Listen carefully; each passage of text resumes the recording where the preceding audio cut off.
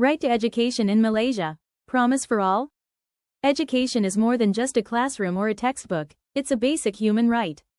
In Malaysia, the constitution and national laws recognize this right. But in practice, not all children have the same access to education. This presentation will explain what the law says, highlight who is being left behind, and explore how we can close the gap to make education fair for all.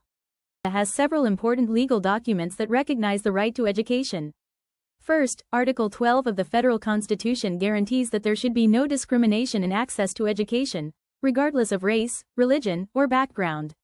Second, the Education Act 1996 makes primary education compulsory for all Malaysian citizens. And finally, Malaysia is part of the United Nations Convention on the Rights of the Child, which means we've promised to protect every child's right to education on an international level. These laws show that Malaysia recognizes education as a right, but the real question is that right available to everyone?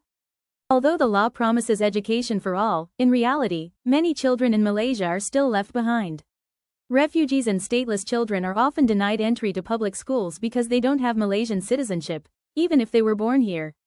Children in rural areas, especially in Orang Asli communities, face long travel distances, poor facilities, and a shortage of trained teachers. And for children with disabilities, schools often lack the resources and inclusive environments they need to learn properly. This shows that access is not just about laws, it's about whether children can actually go to school, learn, and thrive. Even though education is a legal right in Malaysia, many children don't actually benefit from it, and here's why. First, some rights, like access to education, are non-justiciable. This means you can't go to court to force the government to provide it. The law says it's a right, but you can't legally demand it. Second, there's a gap between policy and practice. Refugees, stateless children, and many rural communities fall through the cracks due to unclear rules or weak enforcement. Finally, social and structural problems, like poverty, poor infrastructure, and lack of documents, make it even harder for many children to attend school. These barriers show us that having a law isn't always enough. Real access requires real action. To make the right to education a reality for all, Malaysia needs to take a few key steps. First, open public education to all children, regardless of their legal status. Refugee and stateless children deserve the same opportunities as everyone else. Second, we must strengthen inclusive education. That means more trained teachers, proper resources, and support for children with disabilities. Finally, we need to invest in rural infrastructure, especially in Orang Asli areas. This includes better transportation, safer school buildings, and internet access.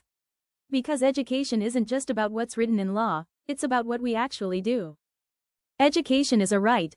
Let's make it real. Malaysia recognizes education as a right in our constitution and laws. But for that right to mean something, it has to be real and accessible for everyone, regardless of where they're from or what challenges they face.